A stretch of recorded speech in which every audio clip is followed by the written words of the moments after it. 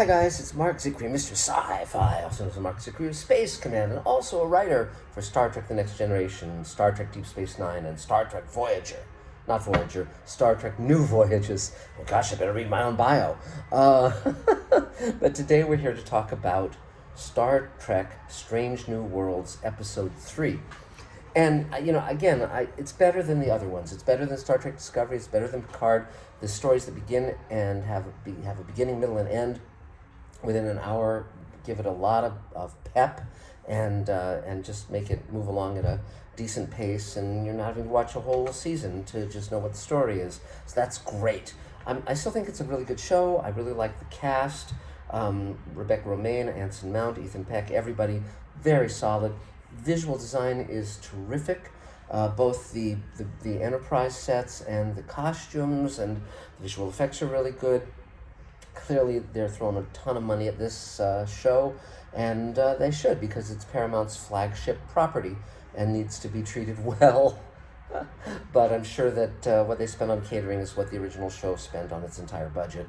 So, but again, so now we talk about the third episode, The Ghosts of Illyria, however it's pronounced, and I'll have some spoilers in here because I want to kind of get into some of the twists and turns of it, but they won't be enormous spoilers, no pictures of Spock in his underwear or whatever, which occurred in a different episode, by the way. It's a very good episode. Basically, you're always going to see riffs from earlier Star Trek series episodes. And so one of the earliest episodes of the original Star Trek was called The Naked Time.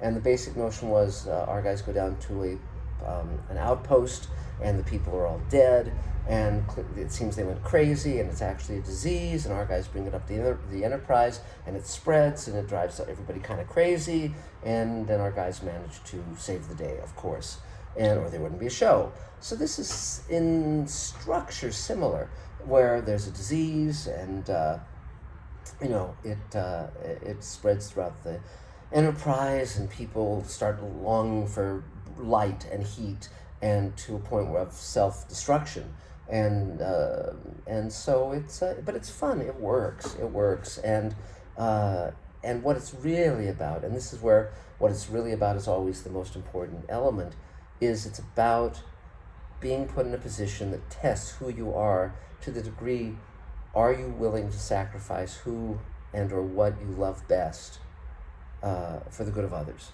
and of course that by its very nature defines a hero. I mean, it's that's what we're doing in Space Command as well, and so this story is really about Rebecca Romijn and Dr. Mabenga, that character, and how both of them have to reveal a secret they have, totally different secrets, and do that so that the crew is safe. And I thought it was a good episode. It was, Pike and Spock.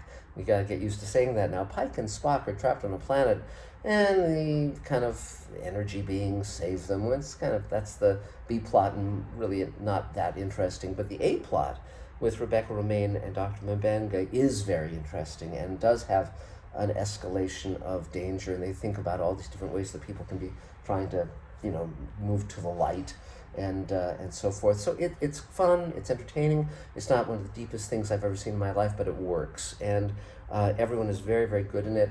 Dr. Mabenga, I'm still not completely sold on, simply because, I don't know, he's not, some of the actors have great charm, and he doesn't, but he's good, so it's probably me, not him, and I'll warm to him, that's fine. But I thought it was great. The science is a little funky at points, which has been a problem I've had with Discovery and so forth since the get-go, because it's like mushroom drive and that kind of stuff. This is less egregious, but it's basically about someone who, when they generate antibodies to fight off a disease, if someone else is nearby, they're cured too. A little funky, but okay, fine. It's a gimme. But Una is really good. She's shaping up as a really solid character.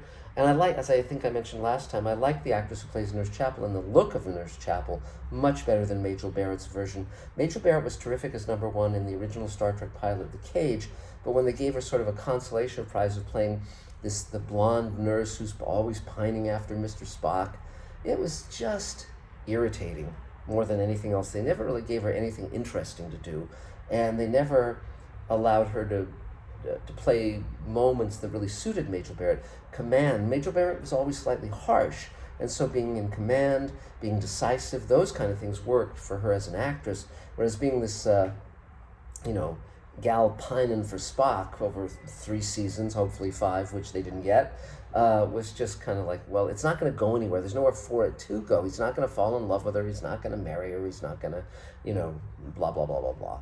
So there you have it. But so this is just, this is really gorgeous to look at. It's a good show. It's a solid show. I like it so far. It's every now and then something kind of goes thunk for me, like where one character talks about their, strawberries as their comfort food. It's like, please treat these characters seriously. Please treat their situation seriously. It doesn't mean you can't talk about comfort food, but when people are putting their lives on the line, when things are very, very dangerous, really give that weight. Really give that weight. And The Expanse was very good at that. And it had flaws, but it understood. And of course, what we're doing with Space Command, we do that as well. The trick is always, you can have people making jokes because they're scared and they're covering, but you never have them make jokes where they aren't treating the danger seriously, because you have to have them believe it's life-threatening for the audience to be invested in what's happening to them. So that's it. So that's about it for now. We'll watch episode 4 when episode 4 comes around. We have a lot of cool announcements about Space Command coming down the pike, no pun intended. But I've just been at a conference where I've been meeting with the presidents of drama for Showtime and HBO and Netflix and on and on, AMC studios and networks, and it was great. And I'm going to be following up, and we're now actively pitching Space Command and the Showrunners Network, and we are starting to move to where we're starting to shoot. We're going to be shooting the first pilot of the Showrunners Network, Sweet Haven, that I'm co-creating with Rockney O'Bannon of Farscape fame, and there's going to be a lot of fun stuff very, very soon to talk about and to share with you.